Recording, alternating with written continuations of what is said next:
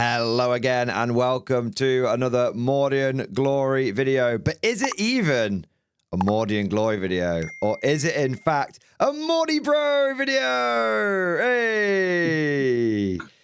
My. It's good to have you back on the channel, oh dearest brother of mine. It's good to be back. May I have the honor of giving you a introduction to those who may not have had the pleasure of your company before? Sure thing, of course.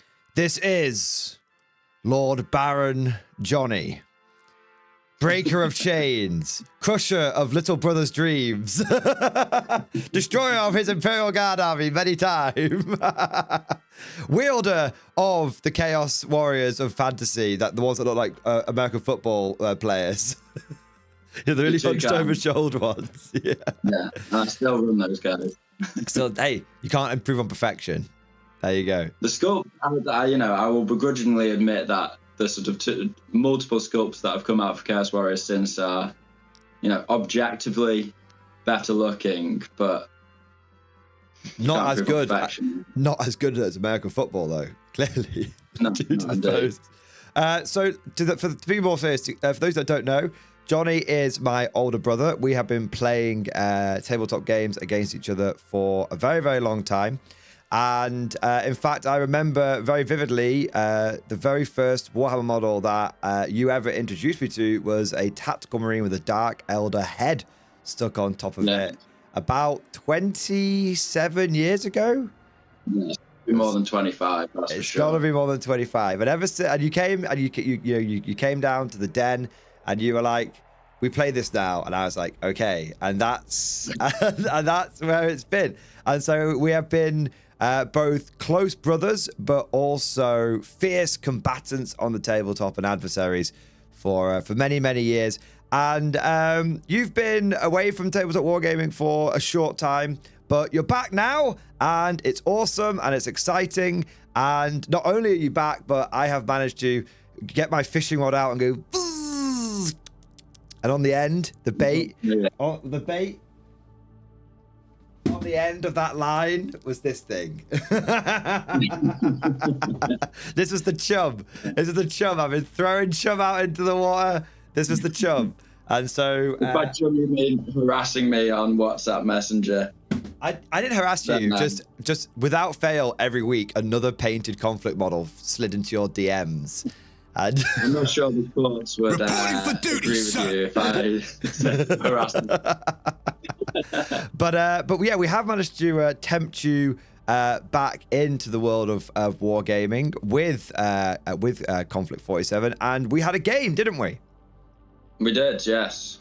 Very good game. Very fun. Very good. Very, very fun game. And so what we are going to do today, dearest viewers, is hopefully this will be the first of a semi-regular series of videos between Johnny and myself, getting the Brohammer battle reports going again, the brocasts going again, all that kind of stuff.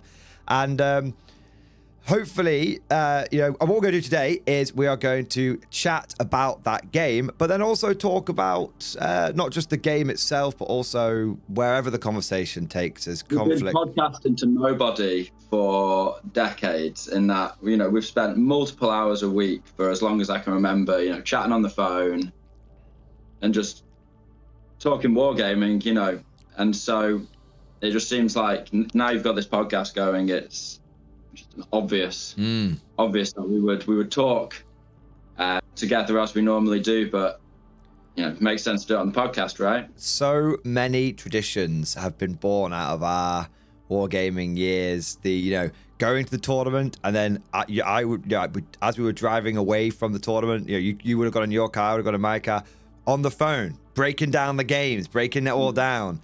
The concept of victory chicken was born because you lived in a house and on the next to a park, and on the other side of this big park was a chicken shop. And so we'd get back from, I'd stay at yours. You come to visit me when you were at university, and I was working a job, and you'd come visit me. We'd go to a local tournament, and then obviously it was either victory chicken or commiseration chicken, depending on the day's event. And that was it. Those were the days. And I remember very distinctly one time me having I was unbelievably unwell. And I was so unwell I couldn't eat my victory chicken. That was, but we still plowed through those games, man. We still plowed through them.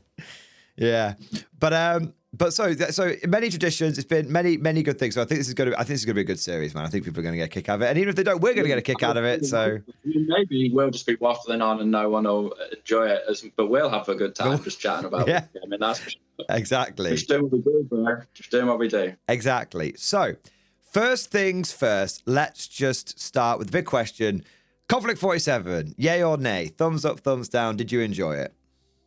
Oh, I had a great time. 2 thumbs up for sure. Really, really good. Like, as I've always not taken Konflikt 47 seriously, I'll hold my hands up and admit, because it's kind of like, as I've matured as a war gamer, I've moved away from sort of Games Workshop games and just in life, do you know what I mean? Because they demand so much of your time. You play Games Workshop games, or you play all the other vast array of games available. And at some point, you know, in the last few years or whatever, I just kind of made that choice for myself. You know, there's so many cool games out there, and I want to, once you start playing one, you know, you get an idea. You're always seeing it on your feed, you know, you're seeing cool models, and you're like, oh, what system's that, kind of thing. And you can't do it all. So, especially when adult life gets in the way. So, and I've really enjoyed bolt action. You know, I've enjoyed getting into historical wargaming over the last couple of years, just in general. And so K47 was kind of not on my watch list, if that makes sense. But a lot of people recommend it to me on my own channel, people in the comments, you know, shout out to Tiki, of course. Of course. Loved himself a bit of K47. So, you know, and I was wrong. It's a proper war game. It's good, solid, fun. You know, it's got a lot of meat on the bone, a lot to think about. It's great. Yeah, really, really fun to play and satisfying too. I think that's the big one. Because we've played war games for a very long time. We've literally grown up with them, and so for us, and obviously there's going to be different perspectives. You know, there's going to be some people that have never played a war game before, and you know, for them, accessibility is going to be, you know, very important. And accessibility is important in all games. I'm especially clear. I think Konflikt 47 is very accessible. I think it's the definition of easy to learn but a pleasure to master. But there are some war games out there which are not as deep. They're not that deep. Yeah. Maybe they used to be deep and they're not, and they've gone a bit more shallow. Maybe they were never that deep. They were just a bit of, you know, casual beer and pretzels fun kind of thing. But go on. Oh, it's just interesting you say that, because I played my first ever game of 10th edition. Oh yeah. Not too long ago. So I actually played 3 games. My friend Lewis was having a little sort of 500 point a day. Obviously 500 points, you're not getting the whole system, of course. You know, I get that. But when I came back to it and I played it, I literally sort of one turn and I was like, okay, I think I've got this. Smashed the first opponent, played another game, smashed the second opponent, played another game, smashed the third opponent. Little friendly micro tourney sort of at my mate's house with like a variety of gamers that we know from our sort of extended circle. It's something Lewis likes to do. It's like a little one. It's a little like one-day tournament essentially. Yeah, it is very much. We love to run a sort of sub 1,000 one-day tournament, invite only, and it's just that's exactly what we're talking about. In contrast to K47, as that's sort of what we're talking about on you know, in the main part, but there was very little depth to it, I thought, and it wasn't enticing me back into wargaming as a whole, because it just didn't really suck me in. I had a great time hanging out with the boys, don't get me wrong, and for me that's a massive part of wargaming, hanging out with the crew, you know, and seeing people I've not seen in a while and so on and so forth. It's always a good opportunity to get together. That's one of the beauty of tournaments. Don't really go to tournaments. I like to win. I'm very competitive, but I like to win because I like to play a game well. I like to play the best I can play, if that makes sense. If I get beaten, I get beaten. If I don't, I don't. But the most fun is from meeting people, hanging out with people. It's one of the great things about bolt action. I really enjoy meeting people and hanging out with them. Met loads of nice guys through Bolt Action, and you know, K47, it's got the depth to it, and also, you know, I don't know how big the tournament scene's going to go or whatever, but if other people start dipping their toes into it, it'll be nice to see some friendly faces out there. You know what I mean? Yeah. There's I definitely think that we don't want to compare too much to 40k, and we will, of course, because it's always natural to compare to 40k, because 40k is the big dog. So every game that comes in is going to naturally, you know, you want to go draw comparisons or draw analogies to help explain what the game is, and so 40k is the most obvious one to do that with. But I think it's one thing I think it's very important to say, and I think you would agree with this, is that Konflikt 47 is good because it is good. It is not good because it is different to 40k. It does not need to step on 40k's head to be a good game that is fun and enticing to wargamers. It's just a good war game that wargamers will enjoy. I enjoyed the game, and then we were chatting later on the phone as we do. I'd called you back in about. The traditions were straight away. 2 minutes later, I called you. I was like, well, I've got some things I got to say here. And when we were chatting, you sort of explained, you know, that they've recruited various, you know, big dogs into designing K47, from the artwork, rules, so on and so forth. And yeah, that pedigree really shone through in the game. You could tell it was made by people who very much know what they're doing and are crucially gamers themselves, I think, or, you know, have a passion for what they do. I think that's true. That shines through. As someone who's played a lot of games over that, you know, that's my number one hobby in life. I can't sort of imagine life without wargaming, if that makes sense. It's mad. Yeah. I am the same. What do they do with their time? What do they think about? Why would you want to? You know, it's like war games or golf. I mean, okay, like, you know, like, I'm not trying to shit on the golfers, but nice walk. But yeah, exactly. not shitting on the golfers, but I'd rather play a war game. yeah, exactly. We spent thousands of years developing inside, you know. That's the inside. Like, no, I'm joking. But yeah, I think that's the number one thing, and I think this is the thing we want to dive into here, because, you know, of course, the battle report will be out at the time of this video comes out. You should go battle report and then this podcast, which is kind of cool. So if you haven't seen it, make sure you do check the battle report out. We'll try. I'm not gonna lie to you. There's gonna be spoilers in this video for that battle report, so do make sure you check it out. It'll be the one before this, and I'll try and make sure there's a link in the description. But I think that's the first thing that I want to say. The first point I want to touch on is Konflikt 47 is unequivocally, inarguably a war game. It's a proper war game. A proper war game, and it's not like. And they have sort of that kooky kind of. I don't know. There's a like steampunk or whatever. There's a cultural or whatever. There's a thing that K47 fits into, where you've got, it's World War Weird or something. It's called something, isn't it? There's a phrase. It doesn't come to mind right now. And that's not, you know, Robot H and stuff like that. It's not something I'm massively into. You know, obviously we all have a bit of, you know, World at War, Nazi zombies back in the day kind of thing. And that's cool, but I've never really been into the vibe, so to speak. But now I get it. You know, having played it, I really get that kind of pseudo steampunk, pseudo World War II, you know, weird technology, you know, rifts and that kind of thing. I'm a big fan of Malifaux, proper game there. Malifaux, very difficult game to master for sure. And I'm loving that kind of rift. It's based in the real world, but there's a rift into an alternate reality that bleeds back. And you know, I love a bit of dystopian wars.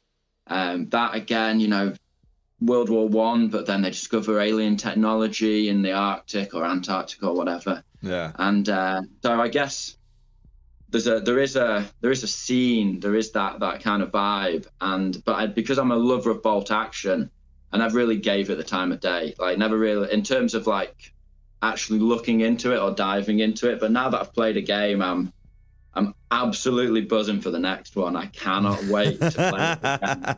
Really itching for it, man. Really itching for it. Well, don't worry. Me too. we'll be getting more games going. I've just painted up some. I'm painting some Japanese up at the moment. So, Nice. and I've also got some of the some more Axis for you because I know you're a big fan of the Axis. So, got these guys. This, and I can't wait. These bat dudes. Yeah. I'm sure they have a proper name, but Bat dudes is fine. Yeah. Bat dudes, you know what we mean. The bat dudes. I'm looking forward to the maneuverability of K47 was just an absolute dream. You know. Well, you're a Dark Elder and Blood Angels player. Yeah. So you're all about speed and melee, and this game has speed and melee. Yeah. It's got speed and melee, and it's really cool to have that aspect in a traditionally more sort of rolling tempo, if that makes sense. That is, but actually, you move in and you sort of dig in. Yeah. I mean, it depends. Obviously, every game's different, but my most beloved faction are the Finns. You know, and they've got advance into ambush. You know, that's maneuver games right there, and so on and so forth. So. Yeah, to be able to get really stuck into some maneuver games. I'm a maneuver fiend when it comes to wargaming. I love that stuff. So I cannot wait to get my fangs into more more Schreckwolfen, more Schreckwolfen. Got to get my hands on that vampire lieutenant or major or captain or whatever he is. He's really good. And I'm also really looking forward to. I've got some ideas, bro. I've got some ideas. Like, you know, start worrying like about. It was really cool our game because we played not pure Rift in terms of the rules, but pure K47 units, if that makes sense. Or maybe there was a couple of bits. Well, I had one non-Rift T34. Tech. That was it. Yeah, you had a T34 85 or whatever. Yeah. But I'm looking forward to sort of having some old tech boys holding the line, making sure you can't retake objectives, because if you go all Rift tech, you're only having sort of 8 dice in there. Now, I think if you're just trying to sort of use a sledgehammer of old tech to get through the new tech, I think you are going to have not a successful sort of approach. I think it depends on the mission. I think it depends on the mission for sure. But I think there's definitely a space for old tech in there. Definitely a space for old tech. There's definitely space for old tech. Exactly. I'm 3 games in. This is my instinct on old tech. Everything we're saying, like, it's not like, don't put your pen down and your notepad down. Don't be listening to us in terms of tactics. We're working that too. But that's a cool journey to go on, isn't it? But right at the crux, like, it's the new edition, total rewrite, all of that kind of thing. It's a great time to be alive. I absolutely loved Bolt Action version 3 and sort of all the new, you know, as with all people into wargaming, you know, we have a tendency to not like change, be suspicious of change. Got that PTSD from, you know, buying 30 quid rule books and then them being out of date in a couple of months, not naming any names, you know what I mean? We all have that. Buying models 5 years ago, which are now unusable. Yeah, so on and so forth. So we've all got that suspicion of change, but sometimes when you do an overhaul, it's just like a whole new world to explore. And I'm excited for sure for that.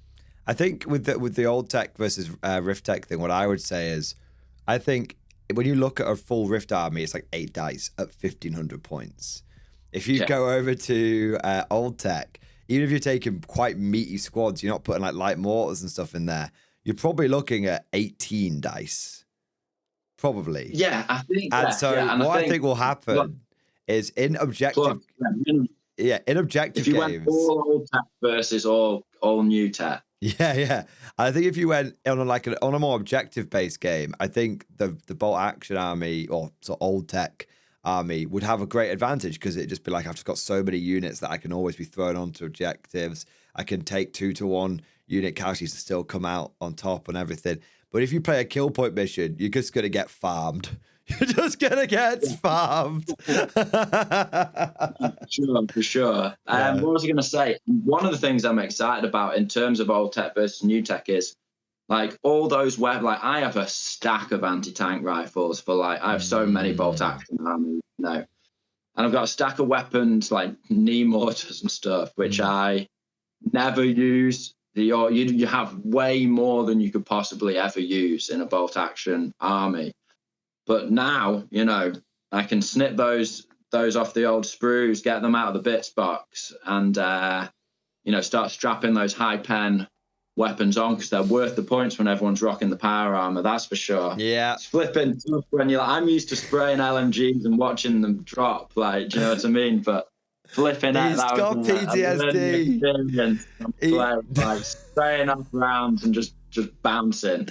He's got PTSD, man. He's like. See, everyone I actually do have PTSD. He's got a K-47 PTSD after one game. You go to sleep that night, tossing and turning, and be like, no, the muscle mummies, the milkers. Not in a good way. Not in a good. No. Yeah. But yeah, it's just I think. I've rolled sixes to hit for days and I could not get a 6 to wound. It's like you could just see, it.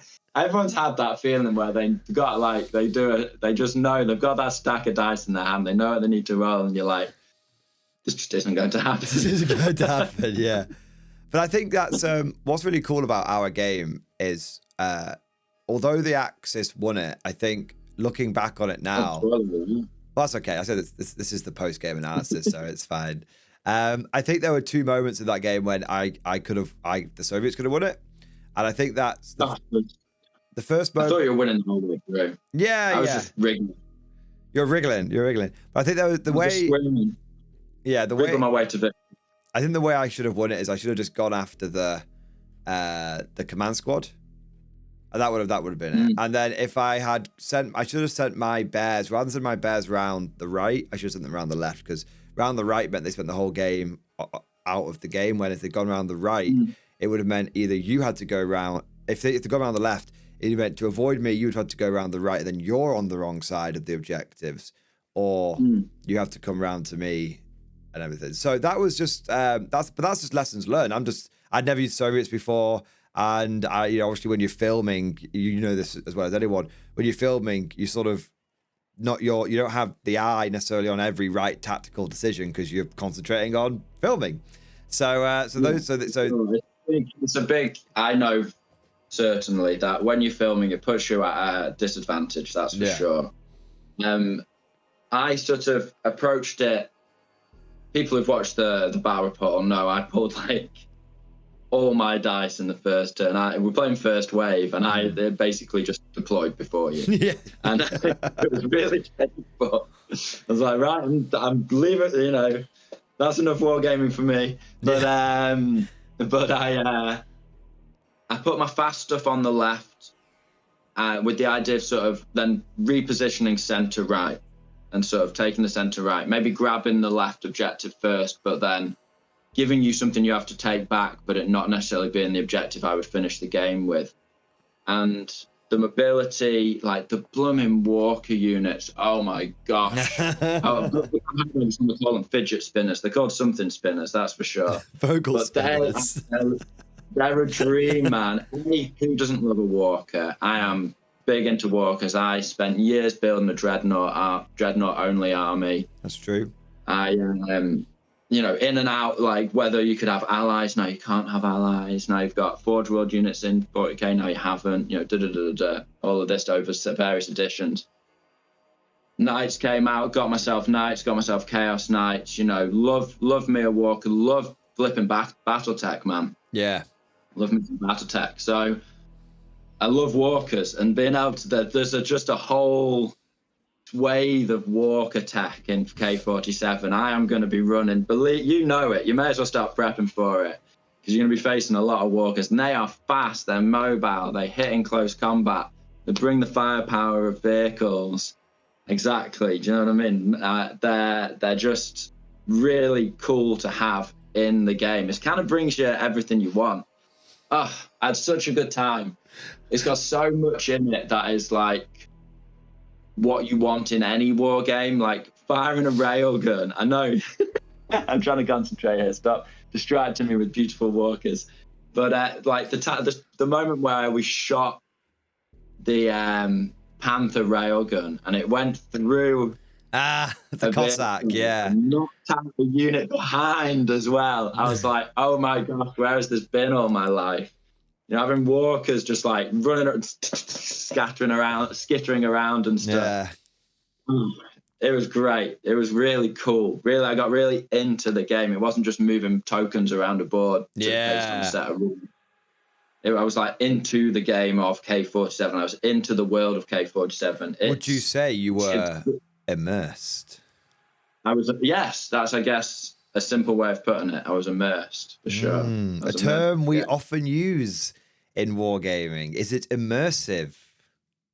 Yeah, it was very immersive. Very, very immersive. And I think I 100% agree. Ever since I started, like, so what was my come to conflict moment, come to FDR moment? Because FDR, have you read the lore around FDR in this game? Yeah, I went into the rift and then returned like some kind of demigod. It's God Emperor origin story. I love it. Yeah, God Emperor origin. That's what I said to you, isn't it, when you told me about it? So my come to conflict moment was when they dropped that first lore article. I was very much like you, and I was like, oh, I'm not that bothered about K47. Like, oh, it's interesting. Yeah, and then I read that first lore article, and I was just like, it was like a lightning bolt. Like, it triggered that primordial DNA. Clearly, at some point when I was Primordian DNA. Clearly, if you trace my lineage back far enough, when I was a single-celled amoeba floating around in the pool, in the primordial soup. Clearly it triggered something in there. My guys developed to go from water to land to find more people to play war games with. That's why it happened. That was my evolutionary step. And it triggered something in that DNA. I was like, okay, there's something about this was just right. And then, the fact that it was serious, but it was silly. Like, the moment I was reading the lore out on stream, and there was loads of jokes in chat being like, oh my God, they wheeled him into the rift and all this kind of stuff. Yeah, it's massive, isn't it? It's easy to snare. Reporting for duty, sir. At, like, flipping, like, oh, mutant wolves versus mutant bear soldiers, and like, yeah. But then when you're running the mutant wolves and you're like running rings around the mutant bears, you're like howling and you're like, yeah, bring it on. I'm in. Yeah. You know what I mean? It's a game. It doesn't feel silly when you're in the universe. Yeah, no, it doesn't feel. It feels actually legit the opposite. It is, dare I say, grimdark trademarked. Like Dark Grim. It's dark grim. It's certainly dark. That's for sure. Certainly, it's very much not Klitz. Sort of, what's it called? Klitzy or whatever. It's not. Yeah. It's not sort of Klitzy. Yeah. It's not silly. I think it may have been, but now, and I mean the new models. The Style Trooper are good, aren't they? Those big. I have never been a Soviet player because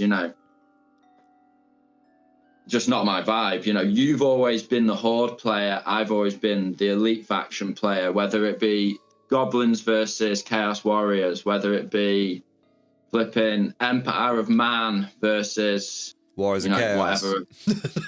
Warriors of Chaos. Yeah. I've never been a Horde player, not including, I've dabbled in zombie hordes for, vampire counts back in the day, or soul blight, whatever they're called in the modern times.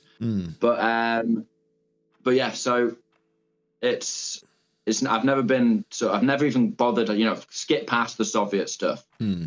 But flipping heck, the Soviet range is to die for. The new stuff, yeah. Look, they're like sort of a mix between OG pewter Tau stealth suits and like Big Daddy from the Biohazard games. Is he called Big Daddy? Yeah, really cool. And I guess that's actually, I've sort of just had a light bulb go off in my head. If you remember, sort of think back to the first time we played through the Biohazard games, because they're set in that kind of alternate reality, they are both have that sort of campy element to them. Yeah. Do you know what I mean? In terms of the aesthetic. But then when you're playing them, they're super dark as well. And I think that's where K47 has landed, and I'm here for it. It's great. Great atmosphere. I fully agree. I think the aesthetics of the game, I mean, a lot of the models we were playing with as well were the older models. But the new ones that they brought out are just phenomenal. And I think one thing I've noticed with Konflikt 47 models, and actually, you know what, this is not just not a criticism that I would just level at Warlord. I think it's a criticism I would level at basically all war games. Is war games often don't, when you've got like a unit just like on a page, they often just don't look as that good. And then when you actually get the unit in on the table and it's built up and it's painted up and it's your dudes, they look so much better. A great example of this is the Lord Solar Leontus for the Guard. He looks like an Age of Sigmar model, and then you actually put him on the table and you paint him up in your color scheme, and you're like, it's actually really cool having a commander on a horse in the Guard. That's really cool. Even if you don't convert him, just with the color scheme matching your dudes, he looks great. And I think the same with Konflikt. I've been playing a lot of. I'm talking sort of last year, maybe a year ago. Me and Sam got really into Burrows and Badgers, which is a game renowned for beautiful models. Everyone knows they have beautiful models. Really good looking game.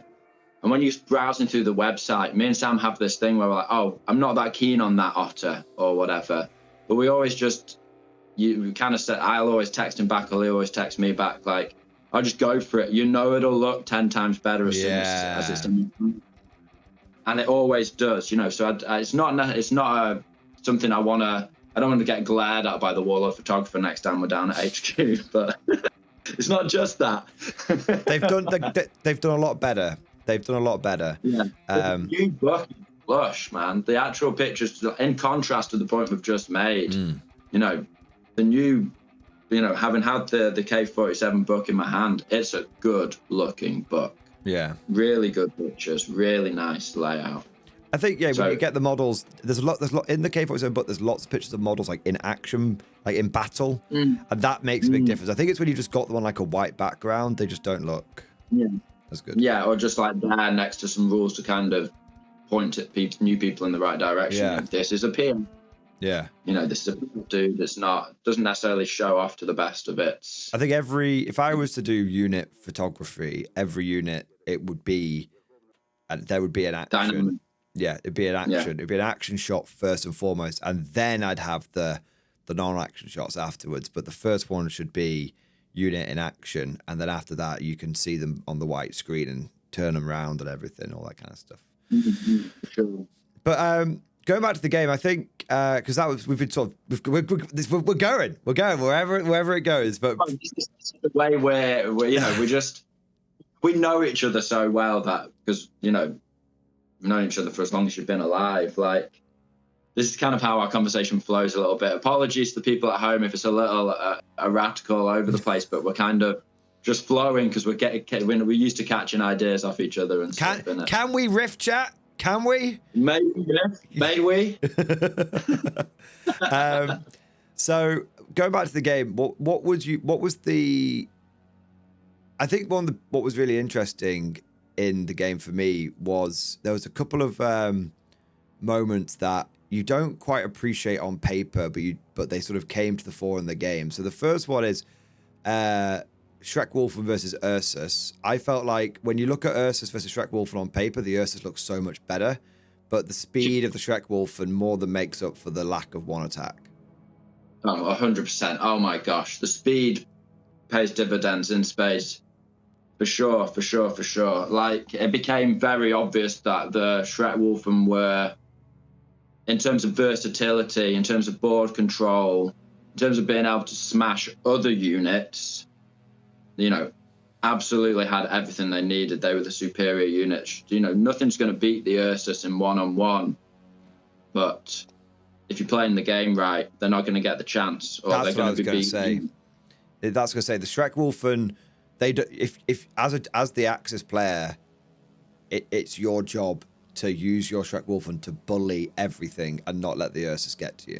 And if the Ursus get, and it's your job as the Soviet player to have the Ursus almost be, almost like running defense for the units. Like, if you come over here, we're going to get you. If you come over here, we're going to get you. Yeah. That's what you've got to kind of do with them. They've got enough speed to counter a push easily. They've got enough speed to reposition. I can see them very much the center line unit that runs left or right to firefight, depending on if one line, you know, if one line's crumbling and you know, they're really pushing onto a central objective and then they want to hold that objective, the Ursus are not going to let them do that. Yeah. I could not hold any objectives that the Ursus wanted to take off me. That was an impossibility. So it's about, you know, taking a different approach. But the Schreckwolfen certainly facilitated that. And the walkers, man, they're fast. The walkers can go 24 inches. They can assault 12 inches over rough ground. They're the fastest thing that can assault in the game. Yeah, 12 inches over rough ground. I mean, what more do you need? And the fact you can do, with the walkers, the fact that you can advance assault, not just run assault, is huge. Yeah, just like scuttling back and forth. Yeah. Push through a unit and then flip and blap them. Yeah. That's crazy. I feels like we're getting that rule wrong, but we double checked. Maybe we'll, as more people get their hands on the rule, but maybe that'll be highlighted to us. And fair enough as it is, but from what we could see. Yeah. And it seems like it specifically says you can advance into combat with walkers. And that, to me, why would you even make that definition? Oh, no, Warlord has confirmed you can advance. You can do an assault on advance and shoot. That's the whole point of it with walkers. They've literally said it in the open. Yeah, that's the advantage walkers have over vehicles. Yeah. And that is such a flipping advantage. It's so good. I think the thing that stood out, another thing that stood out for me, it didn't really stand out for me, but it was really fun seeing your reaction was the rail cannon. Because I've seen it a couple of times now, so it was really fun. It's like seeing like a learning moment, like seeing someone become rail pilled, like after one shot. I'm rail hooked, man. Yeah. I need more rail guns. Well, you can they're 328 points each, so two is very manageable. Two is very manageable. I mean, when you're using the Rift abilities and you're like, so, you know, yes, we can all roll a 1 when all we need is a 2-up. Yes, that is the case. And there's no avoiding that. There's no auto hit. But the only having to roll a 2-up and only having to roll a 3-up is leagues apart. When you need to roll a 3 to hit, you know, you stayed still, you're shooting an anti-tank weapon against another vehicle. People who play bolt action know this well. You are clenching because you just know it in your heart. You're going to get a 2. I'm going to get a 2. But actually, it's hard to F up when you need to roll when you only have to get a 2. Yeah. And I rolled 2s to hit on multiple occasions. That would have been a miss with my Panther in bolt action. It was glorious. I love that it's a 2 followed by a 2. The railgun going through units and hitting units behind it's like the walkers. It's kind of the point maybe got sidelined earlier, but K-47 is like bolt action, but like some people don't like bolt action, and as it's expanded, I see more of this in the community, that it's like not a serious historic game. And I would say, yeah, fine, okay. Bolt action have never ever said, but Warlord have very proudly always said, this is a cinematic World War II game. This is about recreating those moments in war movies. You know what I mean? Your favorite war movies, A Bridge Too Far, Saving Private Ryan, all of that. You know, you get moments in those movies which, you know, are cinematic. They're not how the, you know, war would, you know, we imagine historically play out. And bolt action leans more into epic, cool gaming, and a good gaming experience and having a laugh with your mates than it does like being a super rivet counted, everything squared away historic war game. And I've played both, enjoyed both, have both got pros and cons. And that's just my personal enjoyment. I can put either hat on. Yeah. But K47 really like embraces that. And it's like, you want to, if you're shooting a big old gun and it goes through one target and it can hit another, if you want to like skitter along with your robo walker and try and mash people up and then shoot them in the back and stuff like that, it gives you that. So I mean, I've only played one game, so I mean, I really enjoyed the sonic weapons, the wub-wubs. Yeah, the wub-wub guns.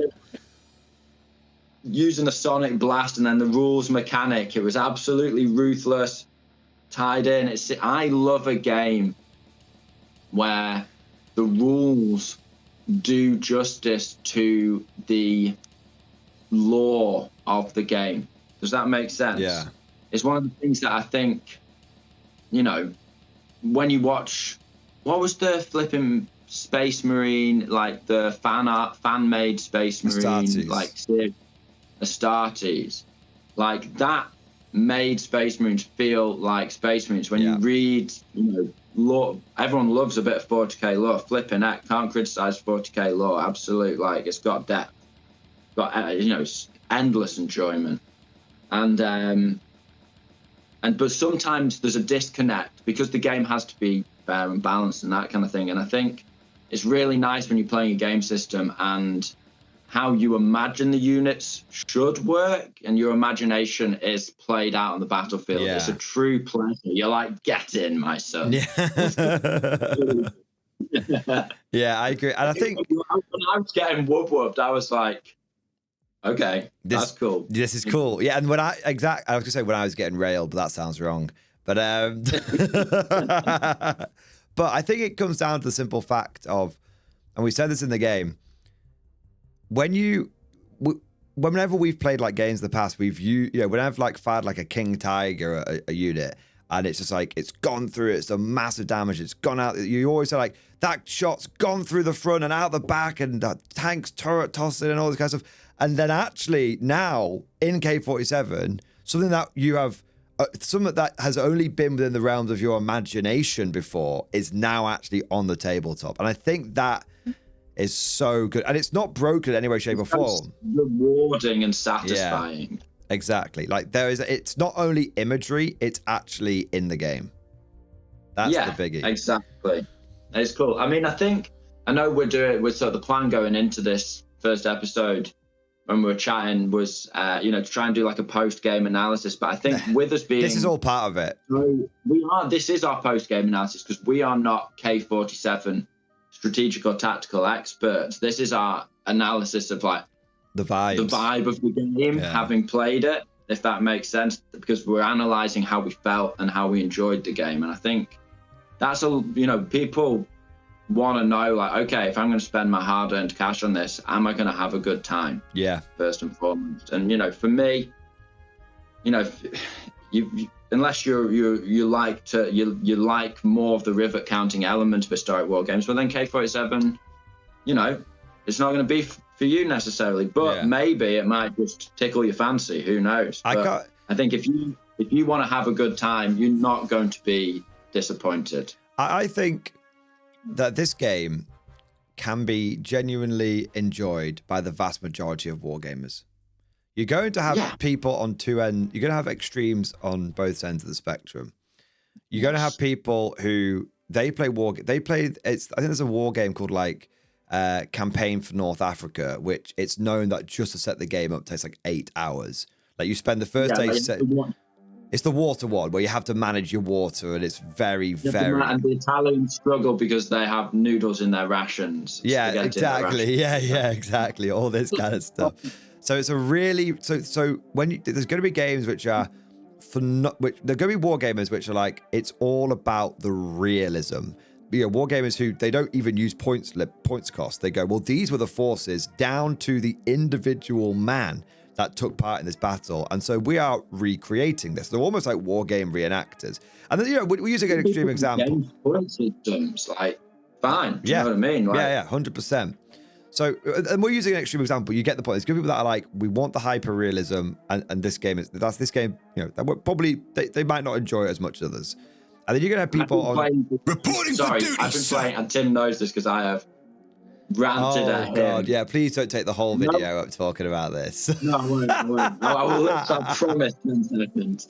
But I've been replaying the U-boat sim game. It's called U-boat on my PC on like 80% realism. And if you want to get into rivet counting, you know, That's the and you like game, Naval yeah. Warfare, that is a bloody good game, I have to say. So I have all the time in the world for people like that. I fully get it. It's just nice to, it's, you know, do you know what I mean? You don't eat pizza every night, do you? It's nice to mix things up. Yeah, exactly. I mean, You might do. No I once ate pizza 7 days in a row, but that was because I was lazy and I had a bulk buy on Chicago Town pizzas, so that was really the reason. But the true story, by the way. So you're gonna have people that are gonna be really into they're gonna be like, no, this is a silly game and I'm a serious war game. Okay, fair enough. On the other spectrum, you are going to have the die-hard Warhammer 40k players. They are going to be on the other end, and they are you could, it doesn't matter what you present to them, they only have time for Warhammer 40k. Everyone outside of those two groups will enjoy Konflikt 47.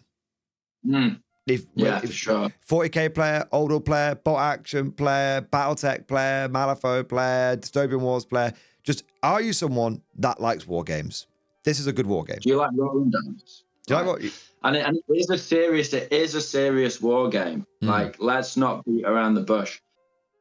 If you play well, if you use your brain, you can win. Yeah. You can go into the game with an overarching strategy in your mind. You can respond to the changing dynamic on the tabletop. All those things. Board control, timing your attacks right, digging in units, hammers, anvils, you know, blooming repositioning, all of this, every aspect of a war game that makes it a proper challenge, a duel of the mind between two players, you know, facilitated by rules and models on a tabletop. It has that as well. It's not just scratching that, oh my gosh, I can shoot a railgun through 2 units. Yeah. It's a proper game as well. And I really want to underline that, because I look, you know, Gaslands is a fun game, if you know what I mean, but it's not, you know, if you just flip in, play 5 or 6 games of Gaslands, you can learn how to beat basically anyone who doesn't know what they're doing by just skidding and sliding your way around the track. Yeah. You know, it's, you know, when you, but yeah, it's as you said at the start, it's definitely a easy to learn and it's going to be a joy to master. I can already tell. I think so. I think, and the reason we keep mentioning this, and we're hammering this point home, and we'll try and not over-egg it, but we've already over-egged it. I think it's what we came away with. We're excited. It's, you know, we've been playing war games for a long time, and this is just so satisfying to play. It's like it doesn't. You're not just like playing to win a game. It's actually like it's tapping into, it's satisfying the difference between, it's satisfying that strategic mind, it's satisfying that war gamer mind. You know, there's a difference between playing something like Call of Duty and Hearts of Iron 4. Huge difference between those, okay? You know, both are video games, both are in the same broad realm, broad industry, video games, but one is going to tap into that war gamer mind much more than the other. And I think this is very much the case with Konflikt 47. The more you look into it and you unlock another layer. Every time you think you've reached like the core of something, you unlock another layer. And one of the big things that, you know, happened with me recently is I was looking at the hero models. And so this is something we didn't really touch upon, but I sort of mentioned it to you in our post-game phone call. Was like this whole like guts mechanic where you see the guts mechanic, you think, oh, I can put dice back in the bag. That's great. And there's like 2 other things you can do with guts. Be like, I'm never going to use those. I'm just always going to use the dice back in the bag. And then, and so you think, oh well, I've got that figured out now. That's it. I've got that figured out. That's the one best option. But actually, then you go over to the heroes, and you've got the Soviet Ursus Commissar.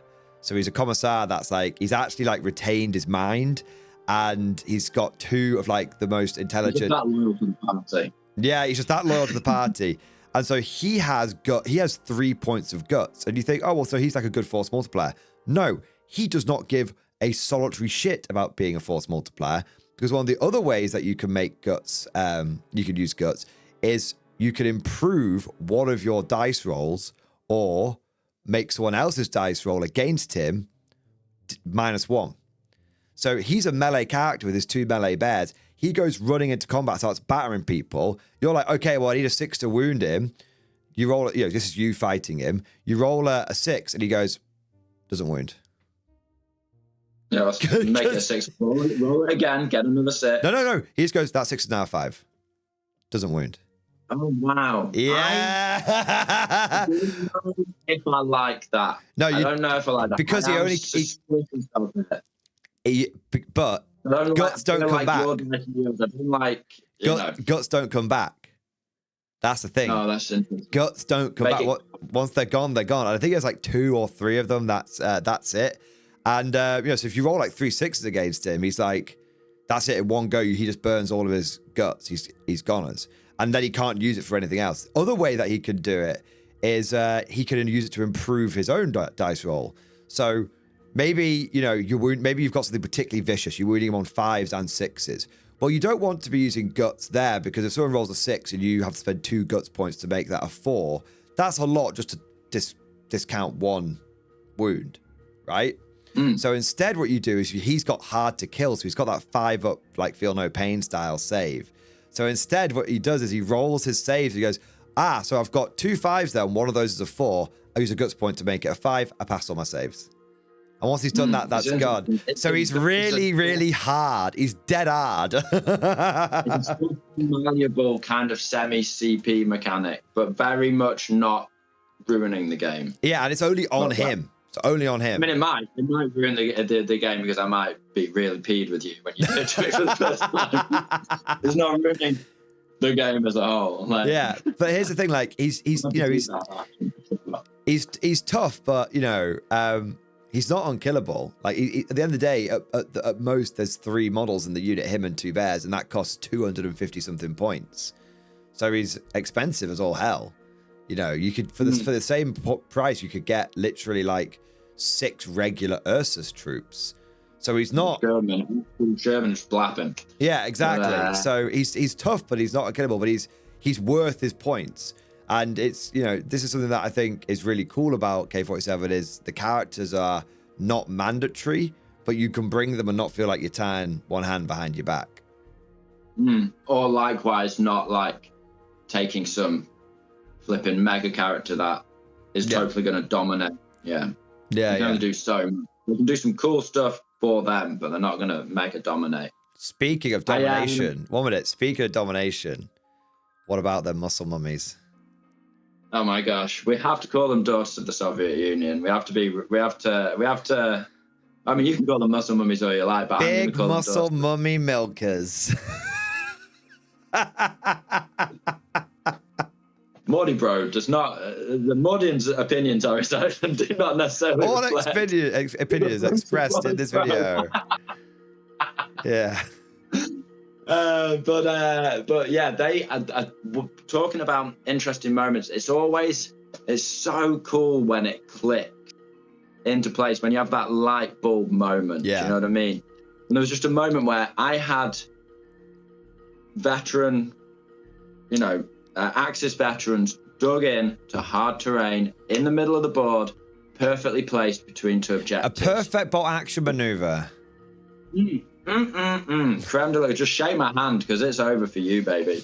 And they had power armor, which is just like, oh my gosh, like I've won this game, right? But but then, unpinned, totally like ready to rock.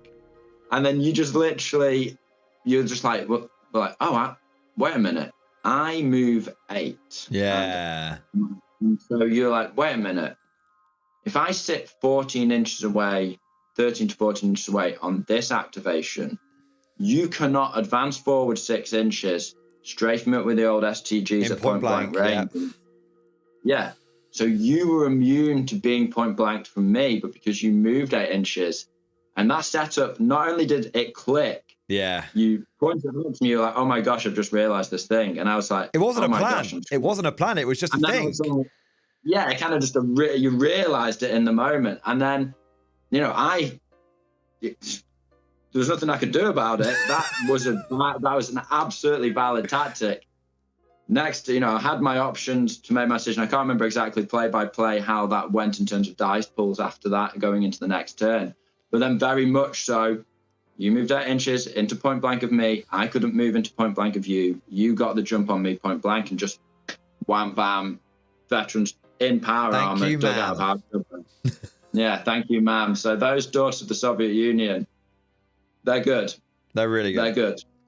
I really enjoyed. I was a little uncertain about them because I was like, they're not in power armor, they're not like an Ursus, you know, blah blah blah.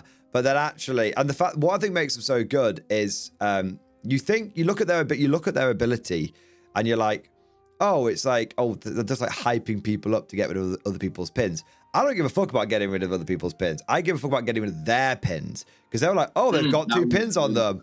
Hype train, hashtag Dawn of the Motherland. And then, you know, they got rid of their own pins and then ran it in. Yeah, they're the pin-up girls of the Soviet forces, aren't they? Clearly. Yeah. You can imagine the propaganda reels on like 8mm film or whatever. They used to use to film back in the day. Of like the daughters of the Soviet Union, like I can imagine a holding those flags up, planting that flag, and so on and so forth. And they really delivered as well. Again, a cool unit with great lore that delivers exactly how they should have done on the tabletop. And they showed the boys a thing or two. I can tell you that for free. This is the thing. Like, what I love about the lore for the Soviet Union, for the daughters of the motherland, for the muscle mummy milkers, is because right. So what I love about it is that the way that they're actually introduced is like really really believable. It's not just oh, and then there's always been giant muscle mummy soldiers in the Soviet Union ever since, you know, Lenin talked about. There wasn't like just like it wasn't. It's not just forced. It's not just forced into the narrative to make tokenization. No, exactly. Like... So the whole lore behind them is they were a propaganda unit, and the whole thing is they were you know, like, follow me, boys, you know, and the men were like, you know, like, okay, not quite that bad, but the whole I have a picture like exactly, you know, the tank last one, you know, chewing gums to his next to his into his T-34. Yeah, exactly. So the whole point is that they were a propaganda unit. They weren't actually ever allowed on the front lines because they were like, oh, girls aren't allowed on the front lines, all this kind of stuff. And then what happened is that there was basically a desperate situation where it was like, okay, well, everyone's got to fight now, you know, needs must kind of thing. And then they got sent in and they took horrendous casualties. It wasn't like they, you know, girls get it done. It wasn't like they just stomped over everything. They took horrendous casualties, but they proved that they were they held the line. They died, but they held the line. Loyalty, very much. Yeah. Like, and there was a whole thing about like, you know, the Soviet Union is, you know, they recognize that this is actually doesn't just have value as propaganda, as, you know, as basically like, you know, pin-up propaganda, but it actually has value as a combat unit. But they're still like a bit hesitant about deploying them everywhere because, you know, seeing like these, you know, these maidens of the motherland like die can actually have quite a negative effect on morale. But also they're very competent. So there's this whole, you know, it's introduced properly. It's done properly and it makes sense and it doesn't break my immersion. It brings me further into the immersion. And I think that's... Yeah, for sure. They were one of my favorite units and I wasn't expecting it. I wasn't expecting it. I wasn't expecting it at all. I was like, yeah, they're there, whatever. And then when they were rocking the tabletop, it was like, come on, girls, this is sick. Like, to use an analogy of it, it's like the difference between Rey Skywalker and Ripley in Aliens.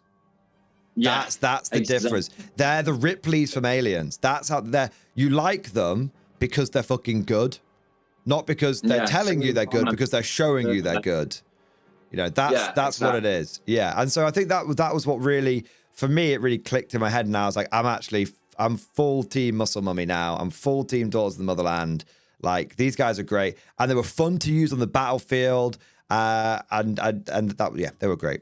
And they presented a greater depth of tactics. It's, you know, when the K-47 affords the player who loves bolt action more tactical depth, if you really like playing bolt action on a competitive level, then there's a limit, because all infantry essentially move 6, right? Yeah. You know, there's a limit. All vehicles kind of move the same. Now, that simplicity, great. That uniformity, great.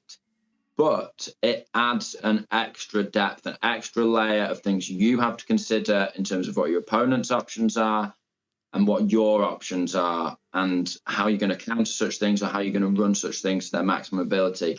So they were one of the reasons why I sort of went on earlier in the video about kind of, it's a proper war game with actual meat on the bone, because as bolt action is my main game, right? That's the game I would play 3 games of bolt action for every game, one other match of another game that I play. And, but I really enjoyed taking it to the next level, like pushing that rule set, which I'm familiar with, pushing the envelope on it and seeing that unfold. It was really, really cool. I thought, oh my God, like, I can't wait to explore this more. We haven't even talked about how cool the list building is going to be. Yeah. I really like bot action. I love me a list. Pardon? Who doesn't love them a list? I love me a list. I love it. Well, yeah, list building is the best bit. Like, I could happily, turn a quick 1-minute power shit into like an hour-long, treat myself affair by just building lists on the crapper. Like, who doesn't love doing that? Yeah, sure. Like when you're driving, to maybe you're driving to mine or I'm driving yours, just to sling some dice on a chill Sunday afternoon or whatever, and you haven't necessarily written your list yet. You're gonna get some breakfast, have a coffee, haven't even necessarily decided the faction or whatever. Yeah. And you're driving, and the sort of that enjoyment, you're not even sort of hearing the songs on the radio or whatever, because you kind of just oh yeah, and if I took this this costs about 100 points, this costs about 100 points. So, I can swap out that I can get some LMGs on there or whatever. And I think there's so many more units, right? So many more things to consider. I really do like. I want to say something. Rebot action versus Konflikt 47. I really like bot action. Reporting for duty. I really do. But I do think that Konflikt 47 may offer an extra layer of tactical depth over bot action, and I think that's simply because you have more tools in the toolbox. It's just is what it is. Leads to B. Yeah. But there's good, whether you like, I think if you play with our whole 4 games combined, of course, wisdom. Of course. Yeah, but of course. Speaking as the single power god of moral authority on this entire thing, I think that bot action is very good at what it does, but I like Konflikt 47 a lot because I think certain aspects of the game are open back up like Assault, and I just think the freedom of having more tools in the toolbox is very exciting. Like, you have ways of dealing with units dug into cover, and you have ways, you have ways of reliably dealing with vehicles, and there's all sorts of just little quality of life improvements. Yeah, well, there's set tropes in any war game once it's been played enough, or any edition of any war game. I remember, for example, me and Sam were playing Burrows and Badgers, and I've got, loads of that stuff on my channel. It was we got into our second campaign and kind of realized, if you just take haste with a good archer, you can get your archer to shoot twice. You don't have to understand anything about Burrows and Badgers, never have to played it. But it's just that idea that then became like an obvious thing you were always going to see. Do you know what I mean? In the game, someone was always going to be rocking that. It's the same with any game. You kind of get used to. It's the Gurkha, the British Gurkhas. Do you know what I mean? In competitive bolt action in 2nd edition, if you see a Brit player, you know, and they don't have Gurkhas in their list at a tournament, you're like, okay, this guy could be dangerous because he could be a madman. But like, it's such a accepted trope. Do you know what I mean? Yeah. So, but now it's cool to mix things up a little bit. I don't even know what necessarily is going to be mixed up, but it's definitely throwing a little, you know, a few little curveballs in there, which is, you know, why wargame if you don't enjoy overcoming challenges? Do you know what I mean? Like that's the problem solving, right? That's it. So this is sort of, I think we'll have this as our sort of last topic before we sign off. And I think this is, it's a really good point, a really good note to end on, which is conflict for wargaming. The best bit about it is solving the puzzle and also discussing the puzzle with fellow wargamers, even if sometimes the discussion gets heated. I remember many times sitting around in those Scythed Teacup tournaments, beginning everyone, we used to call it the dick waving phase. Before everyone had turned up, everyone would stand in a circle, go, well, my army could do this, or my army could do this, or, oh, well, why don't you take this option? Oh, because this one's better. But, oh, no, it's not, you're a madman. Or if you have to finish a game early, like many a Friday night, you know, comes to maybe we've been playing a game of Axis and Allies, great board game, by the way, if you've not played it and you love World War II. We're playing Axis and Allies, and it's just got to the point where, look, we've been playing like 6-7 hours. It's like 1 a.m. The missus is going to be unhappy to play.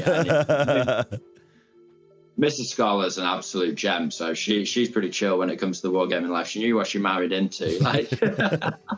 But you know, as a general rule, you know, you've got to be considerate in these things.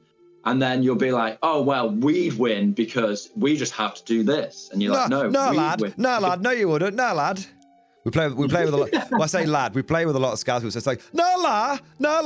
What are you talking about? You know, it's a terrible Scouse accent for the amount of Scouse friends you have, it has to be said. I thought it was pretty good. I can hear Will coming through right there, you know. JP coming through He's right not even there. A Scouse in him, that's even worse. JP coming right through then. Is he? Yeah. But jokes aside, yeah, the point you were making is like the talking about the problem, the solving the problem. That's the best bit. That's kind of why we do it, right? Yeah. And I think this all sort of sets us up. And I think one thing to say is because Konflikt 47 is so new, it's the honeymoon period. No one knows what the hell they're doing, so this is the best time to get in before things have been solved. Because I'm sure over the course of time, there'll always be discussion. There always will be, because that's the nature of having things like granular points and different units to choose from, and Ursus versus Shrekwolf, and that'll be a debate that rages forever and ever and ever. Great, love it. But you know, there will be more things like I figured out, oh, this unit's better with an LMG, this unit's better with a heavy Tesla rifle, so on and so forth. But this is the best time to get into it because it's the discussion. And the discussion is very fresh and new and no one knows anything. So you got to throw that stuff on the wall and see what sticks. Yeah, and it's discovering it. It's literally discovering it for yourself. It is virgin snow. It is untrodden territory. It's climbing over the mountaintop and seeing the vista and the valley below and the potential that it holds. Humans like to explore, and this is definitely an area of exploration. Where did Star Trek go so wrong? When they stopped being about exploring and started being around just drama of the week. Yeah, exactly. You know, the whole nature of Star Trek was they're pushing the final frontier. The Enterprise was never a warship. It was always a ship of exploration. And so that's why it was so good. Space Beagle. The Beagle was the ship that Darwin explored on. So exactly. It's meant to be that way. 1,000 Leagues Under the Sea, or whatever it is, like, or 10,000 Leagues Under the Sea, all that stuff. And so this leads us on to a cliffhanger for potentially, we may change our mind, we may play more Konflikt 47, like, we just want to talk about this again. But potentially for our next episode, which is modern Warhammer 40k. And you have been someone that stepped out of 40k for a couple of years. You've come back. Obviously, I've been in 40k the whole time, so I've been like a frog that's been boiled, whereas you're more of an experienced yet fresh pair of eyes. And with 40k, has there been an issue with now is the problem too easy to solve?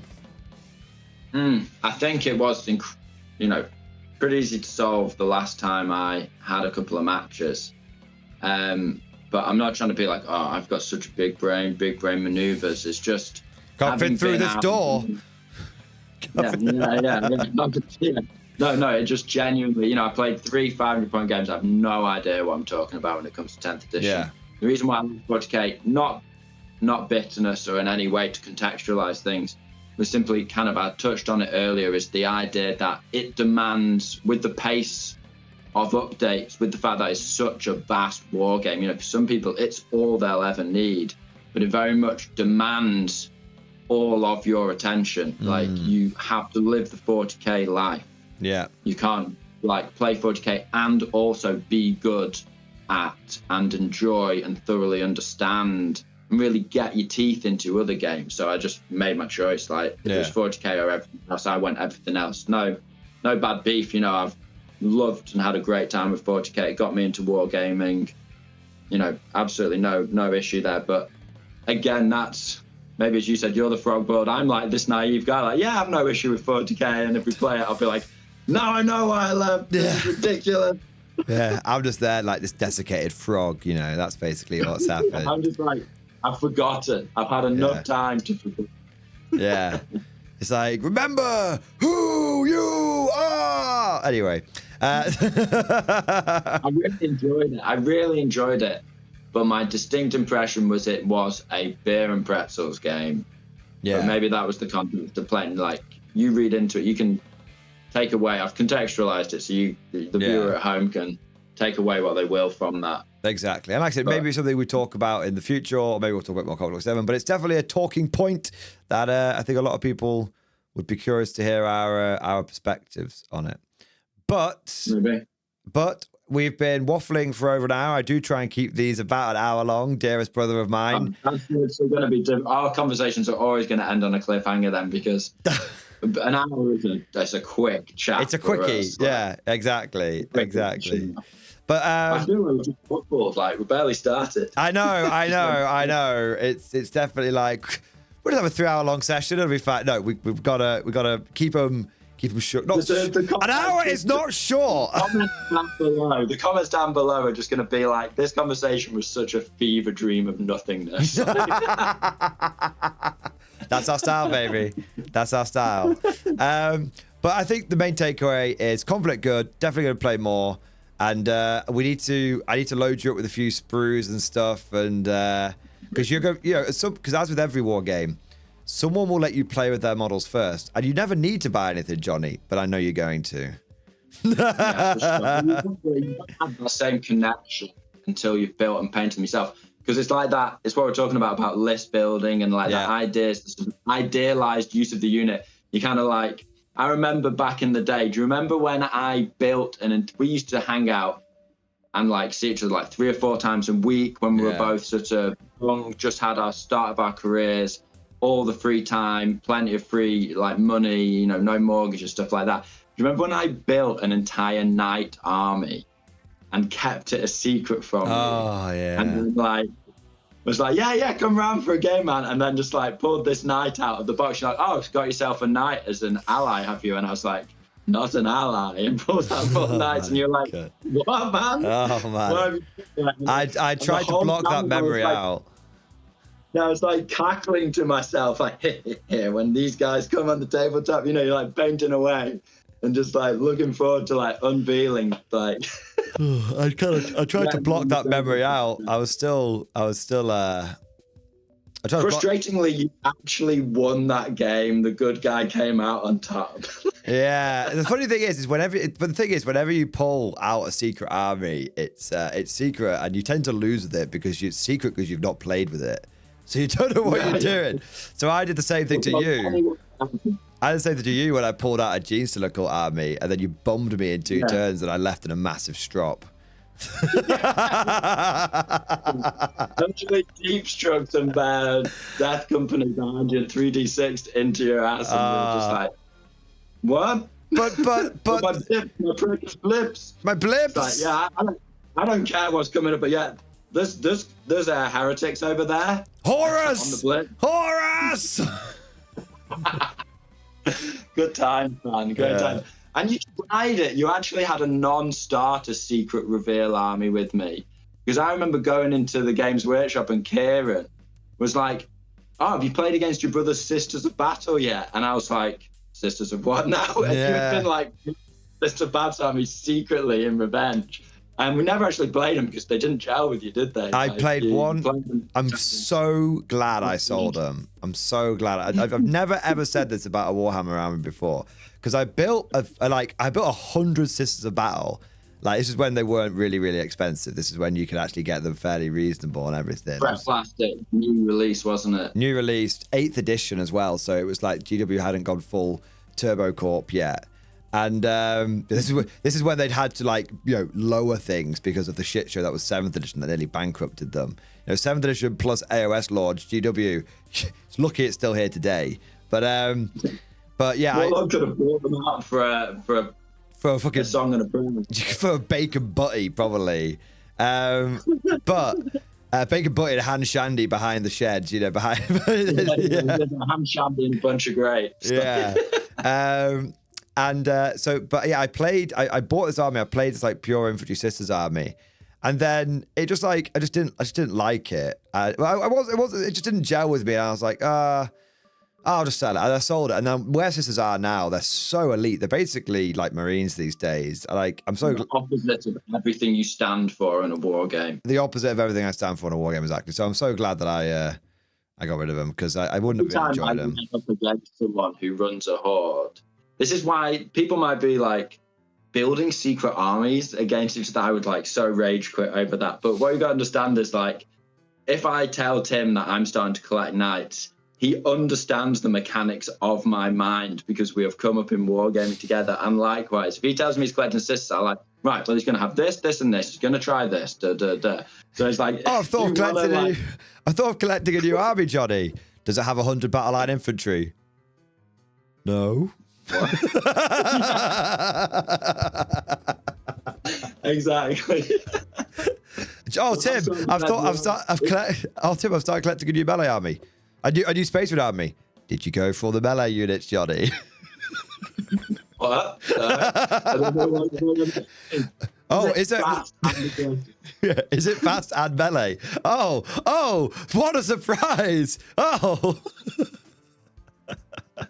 Yeah, exactly. We know what we like. We like what we know.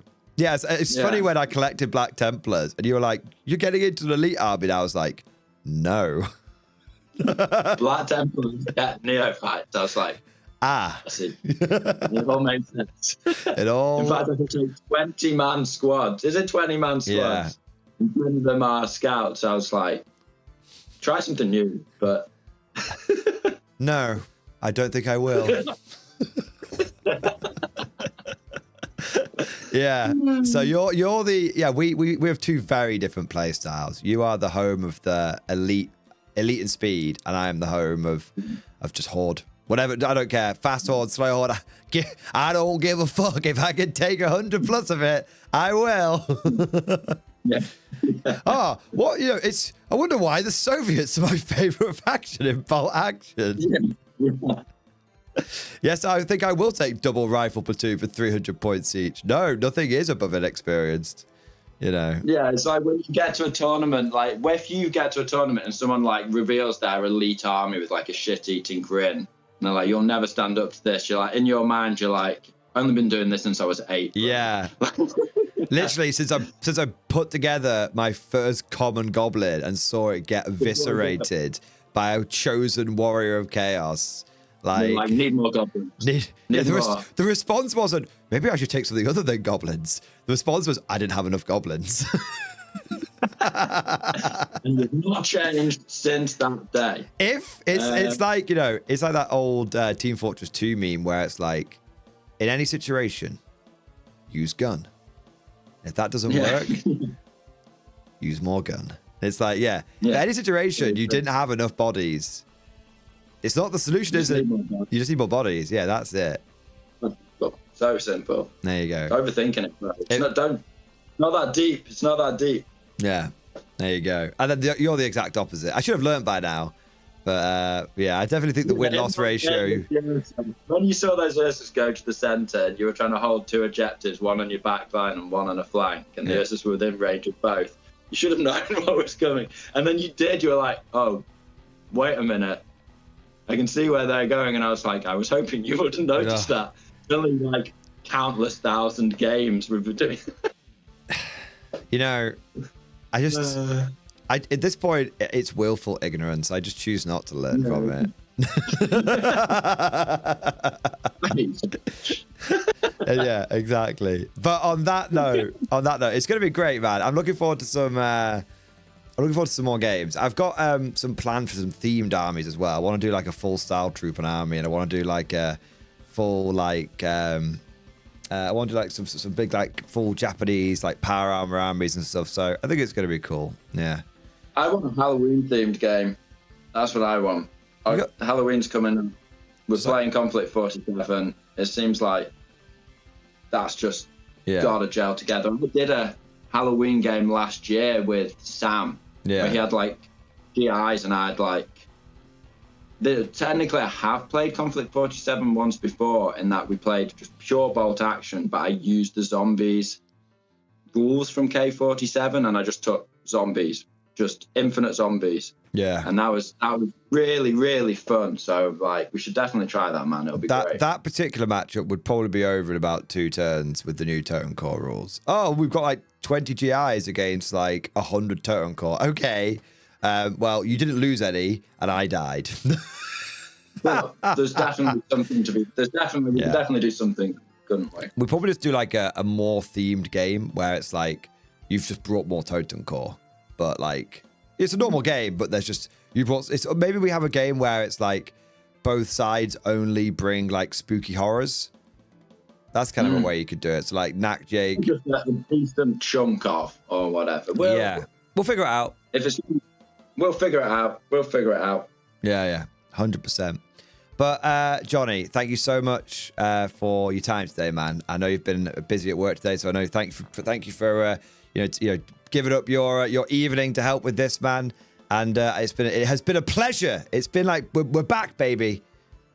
We're back. We're so back. Yeah. It's an absolute pleasure, genuinely. Thanks for having me on. I mean, we're just doing what we do anyway, just like hanging out as bros. So easy. But fun time. So thanks for having me on. Of course, man. Of course. And you, dear viewers, let us know what you think down in the comment section below. Let us know what you thought. Let us know what units you want us to try out. What are you hyped for Konflikt 47 wise? And, if you did enjoy the video, don't forget to go ahead, smash that like button. And if you want to see more broadcasts, then make sure you subscribe to never miss an episode. But that's all for now. Thank you for watching, and we'll see you guys next time. Goodbye. Would you like to know more?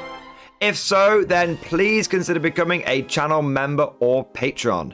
By supporting the channel, not only will you be doing your part, but you'll also be helping me create more content for your viewing pleasure and unlocking a whole host of perks. You get everything from a badge next to your name, custom emojis, but the big one is access to the Mordian Glory Discord server, an online community with almost 2,500 active members. It's always popping off in the MG Discord. We've got channels for army lists, hobbying, tactics, stories, and even a pretty spicy meme section as well.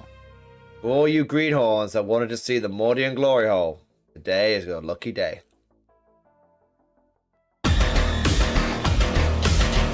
And joking aside, I do want to say a massive thank you to all of the current channel members and Patreons. You guys are amazing. Truly the lifeblood of the channel. I could not do Mordian Glory full-time without the incredible and generous support of my members. So thank you guys so much. And last, but certainly not least, I want to say a personal thank you to all of my top tier Patreons. These are the War Masters, the people who have truly gone above and beyond the call of duty. So a heartfelt thank you to Redfield, 32, Jurgens, Miasma, Try Again, Bragg, RJ, Scorpion, Bonbon Vert, Lord Pryor, Nicholas Walsh, John Stubbs, Guardian, Varney, Sword, Fish Trombone, Picklock the Forged. Seriously guys, thank you from the bottom of my heart. Your support is incredible and it makes a huge difference. Thank you so much. That's all for now. Hope you've all enjoyed today's video, and of course, as always, see you guys next time.